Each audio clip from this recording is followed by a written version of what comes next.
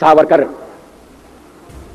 माने तेज, सावरकर माने त्याग, सावरकर माने तप, सावरकर माने तत्व, सावरकर माने तर्क, सावरकर माने तारुण्य, सावरकर माने तीर, सावरकर माने तलवार, सावरकर माने तिलमिलाहट, सागरा प्राण तड़मड़ला, तलमड़ाती हुई आत्मा,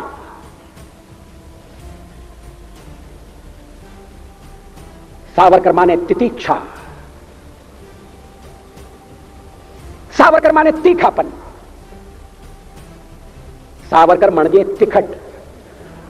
जय हिंद, जय भारत। मैं हवलदार नारायण सनकर आज आपके सामने विनायक दामोदर सावरकर एक ऐसे महान शख्स है, उनके बारे में आज आपसे बात करूंगा। उनका जन्म 28 मई 1883 को उनका जन्म हुआ, जो महाराष्ट्र में नासिक जिला है और नासिक जिले में एक भगूर कस्बा है, उस कस्बे में उनका जन्म हुआ।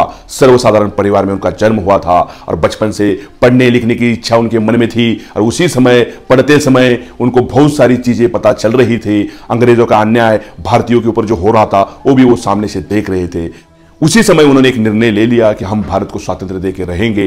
लेकिन महात्मा गांधी जी ने एक आंदोलन शुरू किया था, वो अहिंसा का आंदोलन था और अहिंसा का जो आंदोलन था वो अहिंसा से कुछ बनने वाला नहीं है, क्योंकि अंग्रेज जो थे, जो अहिंसावादी जो आंदोलन होता था उसके ऊपर अपना शस्त्रों का प्रहार करके उस आंदोलन को नेस्त नाबूद करने का कार्य करते थे। और उसी समय सावरकर जी को पता चला कि बिना शस्त्र से अंग्रेजों से लड़ाई नहीं लड़ी जा सकती। इसी के ऊपर उन्होंने निर्णय ले लिया कि हम शस्त्रों का प्रयोग अंग्रेजों के खिलाफ करेंगे और उसी समय से उन्होंने निर्णय ले लिया और 1900 में मित्र मेला संगठन की स्थापना कर दी। लोगों को इकट्ठा करना और देश जागृति का कार्य उनके मन में डालना और देश स्वातंत्र्य करने का कार्य उनके मन में डालना और उसी समय उनको इकट्ठा करके उनको अलग अलग प्रशिक्षण देना शुरू कर दिया। इसी बीच कुछ चीजें अंग्रेजों को उनकी पता चल गई, उनको जेल में भी जाना पड़ा, फिर वो जेल से छूटते थे, फिर अपना कार्य वो शुरू कर देते थे। ऐसा कार्य करते करते वो जा रहे थे, लेकिन पढ़ाई में भी वो सबसे तेज थे। 1906 को शिवाजी स्कॉलरशिप मिली और उनको पढ़ने के लिए लंदन जाना पड़ा। जब लंदन गए, भारत देश को स्वतंत्र करने का जो मन में उनके संकल्प था, वो संकल्प और दृढ़ हो गया। लंदन जो देश था उसको देख के ऐसा लगा कि भारत को स्वतंत्र होना जरूरी है। उसी समय उन्होंने निर्णय ले लिया, मैं फिर भारत में जाऊंगा और देश को स्वतंत्र करने का कार्य करूंगा। उन्होंने बहुत सारे लोगों को इकट्ठा किया और उन्होंने प्रशिक्षण देने का कार्य शुरू कर दिया। लेकिन अंग्रेजों ने उनको बहुत बार पकड़ा, उनको सेल्यूलर जेल में भी डाला गया, उनको 50 साल की कैद हुई और सेल्यूलर जेल में डाला गया। फिर भी उधर उन्होंने माफी मांगी और फिर वापस आ गए। 1942 में भारत छोड़ो आंदोलन में भी उन्होंने भाग लिया।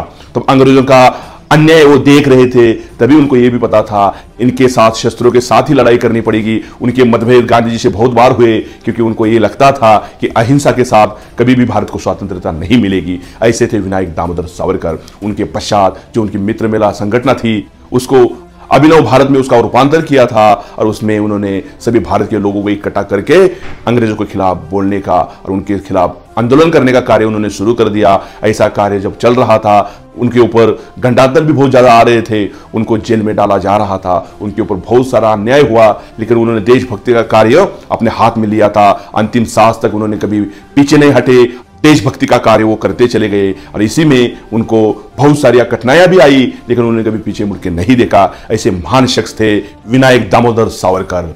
आज मैं आपको बताना चाहूंगा, इस महान शख्स ने भारत की आजादी में सबसे महत्वपूर्ण कार्य किया है। ऐसे महान शख्स का जन्म 28 मई 1883 को हुआ था। आज उनको श्रद्धांजलि देने का समय है। तो सभी लोगों को मैं इतना कहना चाहूंगा कि इस महान शख्स ने अपने भारत देश को स्वतंत्र देने के लिए सबसे महत्वपूर्ण कार्य किया है।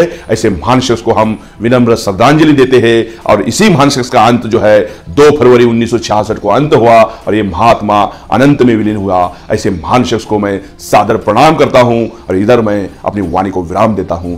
जय हिंद, जय भारत।